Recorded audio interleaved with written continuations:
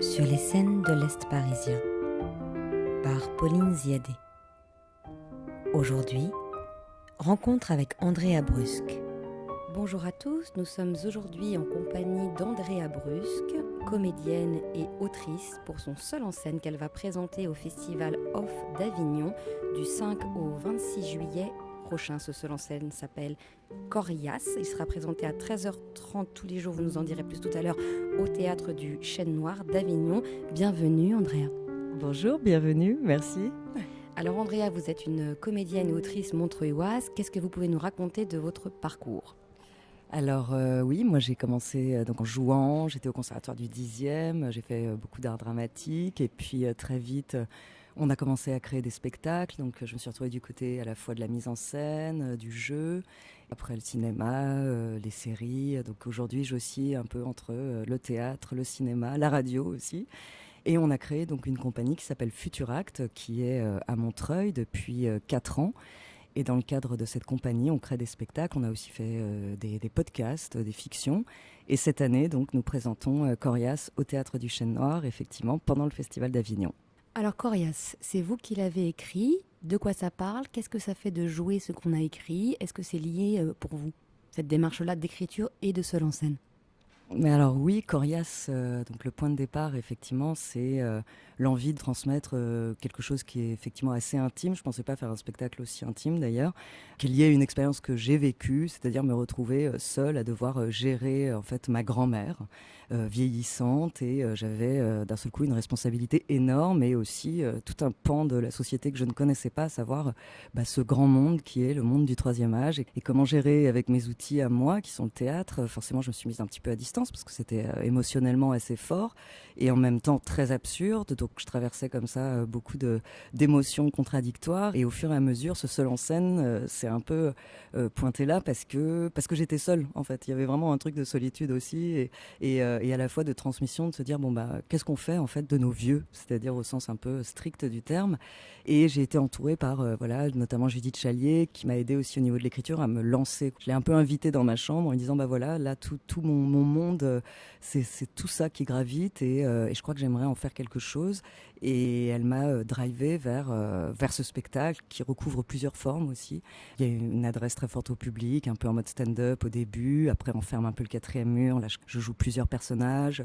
Je joue une responsable de maison de retraite. Je joue Poulette, qui est le personnage un peu central, c'est-à-dire la grand-mère, qui est tout sauf une grand-mère mamie gâteau, quoi, qui est au contraire une femme un peu avec des gants de boxe et qui a un franc-parler, qui est sans filtre et qui est à la fois forte et dure, et d'où aussi ce titre Corias, c'est que d'un seul coup il fallait gérer une femme qui est très très intense et drôle en même temps, mais qui quelquefois ça confine un peu à la méchanceté ou à tout un tas de choses comme ça.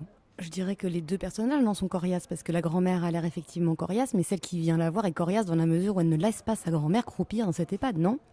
C'est ça, c'est-à-dire que sa petite fille, du coup, qui a, on va dire, dans le spectacle 35 ans, doit se confronter à une société qui est coriace à son endroit, à aussi le désir de ne pas l'abandonner, mais en même temps, qu'est-ce qui nous s'offre à nous, en fait, quand on doit gérer des gens âgés, on peut pas les accueillir parce qu'on n'a pas d'espace suffisant, et puis que c'est pas culturellement, en fin de compte, complètement acquis, cette chose de vivre avec nos anciens, en fait. Et c'est cette manière aussi de résister, de se confronter à elle, de se confronter au système, et d'utiliser de l'humour, quoi. Moi, je crois que c'était aussi ça dont j'avais envie, c'était d'avoir un peu la dent acérée pour à la fois rester très en vie face à cette situation, mais pas hésiter à ramener tout ce qu'il peut y avoir de drôle et de par moments un peu désespérant, mais les deux sont liés, quoi. Mais le point de vue est celui de celle qui la visite. Alors oui, le point de départ, c'est sous forme de narration où d'un coup, une personne arrive et explique sa situation, déploie un peu son arbre généalogique en disant voilà où j'en suis et je suis un peu seule pour gérer tout ça, fait un point aussi sociétal presque sur le nombre de vieux, qu'est-ce qu'on va faire. Et ensuite, on plonge vers les personnages. Là, depuis ce personnage, on joue aussi vraiment, je joue donc le personnage de Poulette au premier degré, mais toujours en dialogue avec sa petite fille. Je joue la responsable, mais c'est toujours, oui, du point de vue, effectivement, de ce personnage qui est la petite fille, qui doit faire avancer ce pan-là de sa vie, tout en étant, évidemment, elle-même en train d'essayer de construire sa propre vie. Donc c'est un peu le choc aussi entre comment gérer notre famille et gérer notre propre existence. Et les deux sont pas faciles à mener, en fait. La mise en scène de Laurent Gutmann. Alors oui, Laurent Gutmann, donc il est arrivé au moment du processus d'écriture où c'était beaucoup d'allers-retours, beaucoup de voilà, moi j'écrivais, il y avait un peu d'écriture de plateau, et puis il a aussi conçu une scénographie qui est une espèce de grande vague orange sur laquelle j'évolue avec de part et d'autre, voilà un espace qui est un peu l'espace hors jeu, mais on a voulu rappeler aussi ces espèces de couleurs un peu saturées qu'on peut retrouver dans ces lieux, donc c'est une espèce de lycra orange qui découpe et qui structure vraiment l'image. Le décor est assez dépouillé, mais il est quand même très fort. Et puis sa direction d'acteur. Voilà, moi, Laurent Gutmann, j'avais déjà travaillé avec lui en tant qu'actrice. Je l'avais également assisté à la mise en scène. Et c'est quelqu'un dont la précision est chirurgicale et en même temps qui invite vraiment à être proche de l'improvisation, proche de ici et maintenant, quoi. On est au présent et c'est vrai qu'il y a des phases d'improvisation aussi, ouais. Vous dites qu'il y a une dimension d'improvisation. Est-ce qu'avec le texte que vous avez écrit et la mise en place telle qu'elle est conçue aujourd'hui, est-ce que vous vous autorisez et vous vous autoriserez à Avignon à encore improviser? Et est-ce que dans l'interaction avec le public, ça donne justement une liberté après de jeu? Ah bah oui, ça j'ai hâte d'ailleurs, hein. Là, je suis vraiment au moment où la rencontre avec le public, c'est le moment qui est aussi le point d'interrogation, mais c'est vrai que le spectacle est quand même composé pour qu'il y ait des ouvertures sur l'impro, notamment au début, et puis des interactions, même avec le personnage de Poulette qui réagit aussi avec le public. Donc oui, j'espère vraiment faire ça, qu'il y ait de l'impro, quoi. Votre grand-mère est encore en vie? Ouais, tout à fait. Et je lui rends visite, là justement, là dernièrement. Alors évidemment, comme je le raconte aussi dans le spectacle, avec l'âge, la mémoire, tout ça commence un peu à filer nettement même. Elle est très âgée, elle a 94 ans, mais du coup c'est aussi important pour moi le fait qu'elle soit en vie, parce que du coup c'est un spectacle qui n'est en fin de compte pas que un hommage, c'est un hommage au grand âge, mais c'est aussi une façon de s'interroger sur cette transmission, parce que souvent on a tendance à se dire que le grand âge a adouci tous les traits et tous les mots, alors que les gens restent vifs, et surtout les souvenirs et les rancœurs aussi. Donc c'est aussi le moment peut-être ou bien d'en parler, ou en tout cas de ne pas oublier que ce n'est pas que l'âge qui peut attendrir les cœurs, quoi. Ou alors qu'il n'y a pas forcément d'effacement, mais plutôt une affirmation de soi?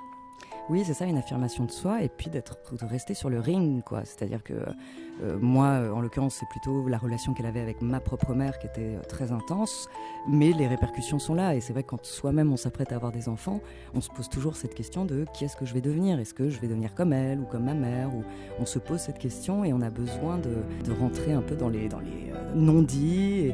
Et bon, il se trouve que là, moi, c'est vraiment un personnage aussi de fiction, parce que je rajoute un peu des traits de caractère. J'avais besoin, c'est du théâtre, donc c'est un personnage fort qui peut rappeler aussi Tati Daniel de Châtillaise. Enfin voilà, des personnages qui à la fois nous font rire, qu'on adore et qu'on redoute. J'avais envie de partir dans cette chose-là, mais c'est vrai que c'est intéressant aussi de se dire qu'on peut être en confrontation et pas juste en accompagnement, en oubliant tout, parce que bah voilà, le temps passe et si on a l'occasion de dire ce qu'on veut, ce qu'on pense, bah c'est quelque chose d'important pour la suite. J'imagine donc qu'elle était au courant de ce projet. Qu'en a-t-elle pensé? Bon, alors, elle est vraiment... effectivement, elle perd quand même pas mal la mémoire. Donc, quand je lui en ai parlé, elle m'a dit « Ah, c'est bien ». Et puis, je lui ai aussi expliqué le processus. Et en fait, ça l'a fait rire parce que l'avantage, c'est qu'elle aime beaucoup rire.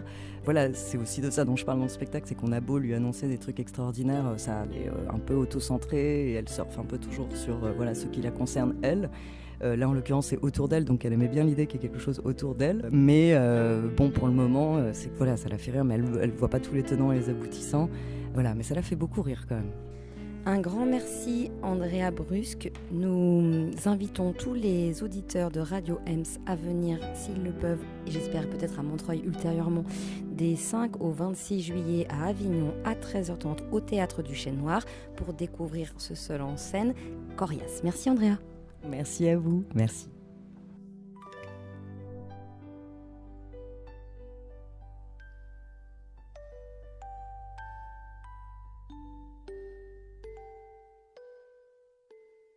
C'était sur les scènes de l'Est parisien, par Pauline Ziadé. Aujourd'hui, rencontre avec André Abrusque.